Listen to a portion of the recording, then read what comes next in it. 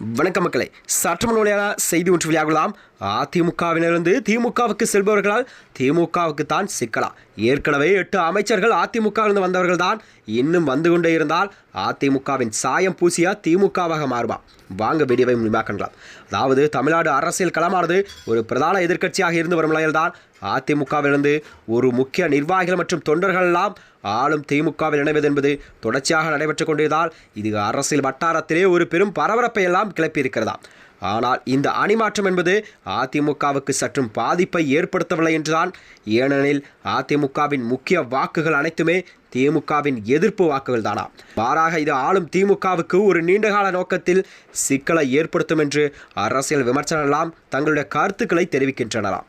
அதிமுகவிலிருந்து நிர்வாகிகள் வெளியேறுவதும் அக்கட்சியின் பலவீனம் தோன்றினாலும் கூட அரசியல் ரீதியாகவே சில காரணங்களால் ஒரு பெரிய பாதிப்பை ஏற்படுத்தவில்லை என்றுதான் இதை பார்க்கப்படுகிறதா.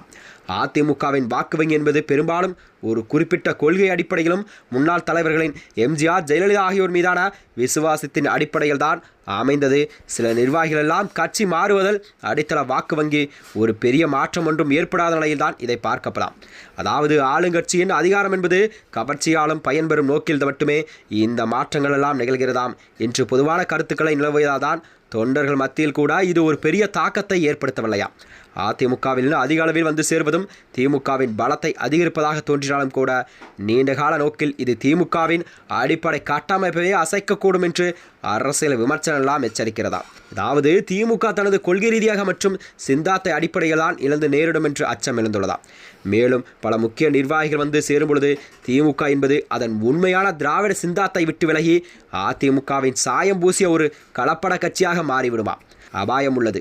இது திராவிட இயக்க கொள்கையின் தீவிர பிடிப்பிலிருந்து தொண்டர்களுக்கும் அதிருப்திகளும் உள்ளாக்குதாம். அது மட்டுமன்றி புதிதாக வருவதற்கெல்லாம் பொறுப்புகள் வழங்க வேண்டும், அவர்களுக்கு தொகுதிகளெல்லாம் வழங்கப்படும் என்றும் கண்டிப்பாக பேசப்படுகிறது. ஏனென்றால் அதிமுகவிலிருந்து பிரிந்து சென்று திமுகவில் சேர்ந்த எம்எல்ஏ, அமைச்சர், எம்பி எல்லாம் கண்டிப்பாக வருகின்ற சட்டமன்ற தேர்தல், நாடாளுமன்ற தேர்தலில் அவர்களுக்கான தொகுதி பங்கீடு மற்றும் போன்ற பிரச்சனைகள் எல்லாம் கண்டிப்பாக இலக்கோடும் நிலையில்தான் இது அரசியல் வியூகங்கள்லாம் வகுத்து வருகிறதா. அதாவது புதிதாக வருபவர்களுக்கு பொறுப்புகள், பதவிகள் மற்றும் தேர்தலில் போட்டியிடும் வாய்ப்பை ஆகியவெல்லாம் வழங்கப்படும். தற்போதையுள்ள மூத்த மற்றும் விசுவாசிகளின் திமுக நிர்வாகிகளின் வாய்ப்புகளை பறிக்கும். இது உட்கட்சி பூசலில் ஒரு விசுவான தொண்டர்கள் உழைப்புக்கு கண்டிப்பாக கிடைக்கக்கூடிய அங்கீகாரம் மற்றும் கிடைக்கப்பெறாமலே போய்விடும் நிலைப்பாட்டில்தான் இந்த அரசியல் வியூகங்கள்லாம் வகுக்கிறதா. அது மட்டுமன்றி புதிதாக வருபவர்களை வரவேற்கும் அதே நேரத்தில் கட்சிக்குள் உள்ள மூத்த தலைவர்களை முக்கியத்துவத்தை குறைக்கலாம் என சரியான சமநிலையுடன் பதவிகளை பகிர்ந்திருக்க வேண்டும்.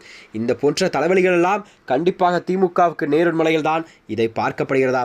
அதனால் தான் வருகின்ற 2026 சட்டமன்ற தேர்தலில் கண்டிப்பாக அதிமுகவிலிருந்து பிரிந்து சென்று திமுகவில் இணையும் முக்கிய அமைச்சர்கள், நிர்வாகிகளெல்லாம் கண்டிப்பாக இதனால் திமுகவின் சாயம் கண்டிப்பாக மாறும் நிலைதான் பார்க்கப்படுகிறதாம். மேலும் இது போன்ற வீடியோக்களை தெரிந்து கொள்ள நமது சேனலை மறக்காமல் சப்ஸ்கிரைப் செய்து கொள்ளும். நன்றி, வணக்கம்.